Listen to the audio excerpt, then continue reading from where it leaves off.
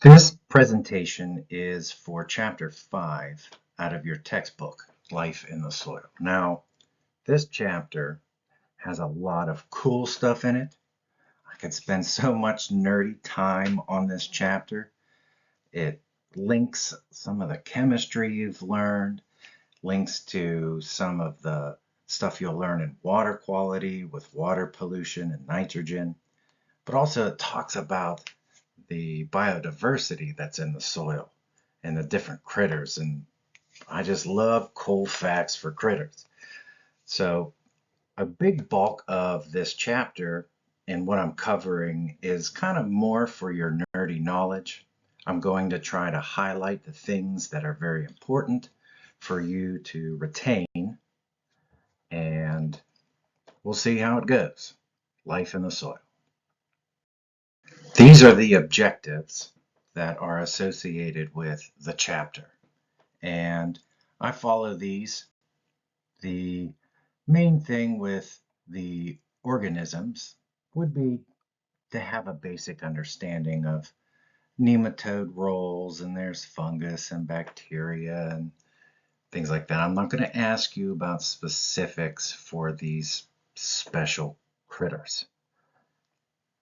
If there is something that I'm like, oh, that would be something for you to remember, I'll definitely point that out. Something else that you should do, I'm going to try to upload this as a PowerPoint divided into sections so the file's not huge. Then if you run the slideshow or go through the slides, you should be able to right click on that speaker icon to play my audio. Then you can, at the bottom, click a button that will show you the notes. The notes that if you were presenting, you could use as your script. Well, for several of the slides, I have extra definitions and extra cool facts about critters that you can take a look at, and I'll be referring to those. The main point of this chapter is to give you a new appreciation for how teeming with life the soil actually is. We learned in Chapter 1 that how soil is a life support system for life on Earth, but it is also the most diverse habitat on Earth. You might think that it's a tropical rainforest or coral reef from the things that we've learned and focused on, but actually the soil is home to over half of the species known on the planet, pushing 2/3. It's amazing. 60% of all of Earth's species are in or part of the soil. And this little graphic I made here shows you just some of the numbers that would be in 1 teaspoon of a good fertile soil. It just it can blow your mind. Something that if we had more time, I would love to get a sample of good fertile soil, topsoil, like the O horizon, and look at it with a microscope and just see all of the crazy things that you could see. You know what a food web is. Well, we want to apply that knowledge to the soil. The soil has large diversity, as we've mentioned before, and all of those organisms, either above or in the soil, they're interconnected in this food web. And the food web shows how that food, the energy, moves through the system, through the different trophic levels. And all of those organisms have some type of role, such as the photosynthesizers, you got different parasites and decomposing agents, things that shred up organic material, and you work your way up through the predators, all a part of cycling energy and carbon.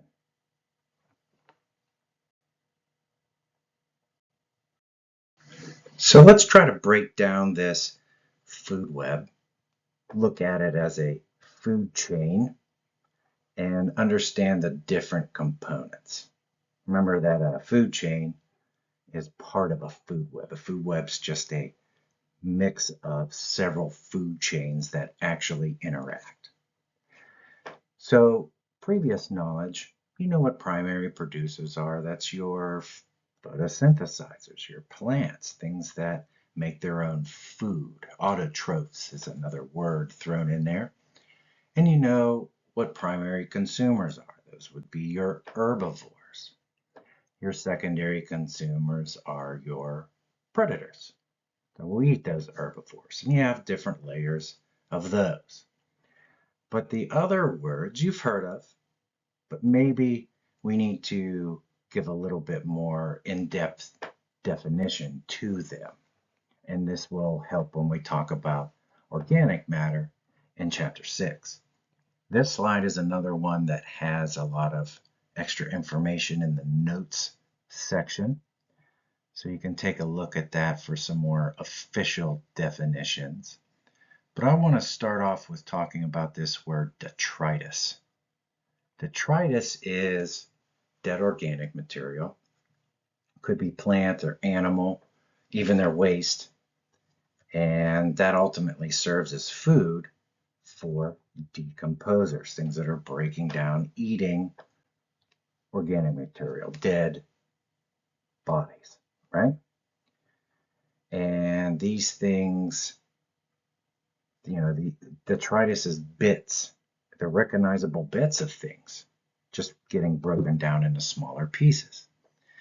Organic matter is kind of a overarching description of all organic material, all previously living material. The humus is detritus, which is a type of organic matter. Humus is the detritus that's broken down even further into dark, stable organic material. That once that detritus begins to decompose and break down into simpler compounds, that's when we start calling it humus. That's what gives that top layer of soil that dark, almost black color. It would have a lot of humus in it. And these terms will be used a lot in this chapter and especially the next one on organic matter. So you saw a graph for the food web, and we're going to talk about those organisms, and we also define some of the terms. Well, the other part of it's that carbon cycle. Soil is very important in cycling inorganic carbon into organic and back. Big, big, big player in that. And if we take a look at this graph, you have the inorganic carbon dioxide. Remember, the difference between organic and inorganic are those carbon-hydrogen bonds. Well, how does it cycle through? Well, going from CO2, it's a part of photosynthesis. Plants take carbon dioxide and water and the light from the sun to create sugars. You have your primary consumers eat it, and in some cases, those animals breathe out CO2. There's a cycle. All of those organisms will die, become part of the soil. Those things decompose. If you have very thick layers that's been buried for a very, very, very long time, those things can become fossils and fossil fuels, which then humans harvest, burn them, and the emissions come out as carbon dioxide again. And notice here you have root respiration. We talked about this a little bit with the gas exchange in soil. Carbon dioxide builds up in the soil and then released into the air. And oxygen gets moved back in because there's no photosynthesis down here. So something that we can relate to, say, environmental science, you have that term carbon sink. Okay, soil acts like a carbon sink, meaning it's a place to deposit carbon. It holds a lot of carbon and keeps it out of the atmosphere as the dead organisms, the organic matter, fossils and fossil fuels. The soil is a huge carbon sink. And the act of capturing that carbon is what? Carbon sequestration. So soil is one of the biggest carbon sinks that we're not taking care of. Now, as we link the two, that food chain or food web and the carbon cycle, there are certain roles that we saw in that original soil web graph with all those organisms and the different trophic levels. We're going to focus on a couple here. The producers, herbivores, you know what they are. Predators, there's some cool ones we're going to talk about. You have parasites, saprophytes, and organisms with symbiotic relationships. So what's the difference between a parasite and a saprophyte? Well, this slide does have extra notes again, but to quickly define those, a parasite is going to get its food, its energy, from living on or inside another organism. And that parasite is benefited, but its host is negatively affected. It's kind of one of the symbiotic relationships. A saprophyte, on the other hand, only eats dead organic material, dead bodies. They're decomposers. Okay, a lot of fungus, bacteria are saprophytes. That's an important word to remember moving forward. A saprophyte. Now, we're talking about the symbiosis. There are several categories of symbiotic relationships. We've mentioned mutualism. That's where you have two organisms and they both benefit from their relationship. Then you have another one, commensalism. That's where one benefits and the other one's not harmed. We already talked about parasites, parasitism. That's where one benefits and one's harmed. And then you also have on that spectrum where both are harmed, and they call that competition symbiosis, where both organisms are competing with each other and ultimately are both kind of hindered or hurt in that relationship. Now, I have a little side nerd discussion. You know what an herbivore is? They're plant eaters. Well, are herbivores technically a predator? The plants? What's your thoughts on that? I mean, plants are a living thing, right? And a deer can eat a plant down to its roots and it might not live, so you're killing it. Little food for thought there. If you technically look at the terms, the word predator is applied to an organism that actively hunts, selects its prey, its prey moves, they have to hunt it, capture it. Wild plants, they don't move for the most part, and they're just being eaten. So you could have predation on plants, but the things that eat the plants aren't technically considered predators. Little side nerd tidbit. Something in this chapter, they use some terms such as, fauna. Fauna meaning animals or animal-like versus flora. And then also at their size, their relative size. Macrofauna, the big things you can see very well, mammals, moles, voles, things that burrow in the soil, earthworms.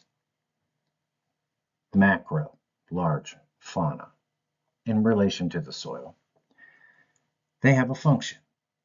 They're going to mix and invert soil and create large biopores or channels, soil channels. And then you go to mesofauna. Meso meaning middle, basically. Okay, middle ground. They also will mix and invert soil, create larger soil channels that are naturally created by particle size, but they are also involved in the decay process.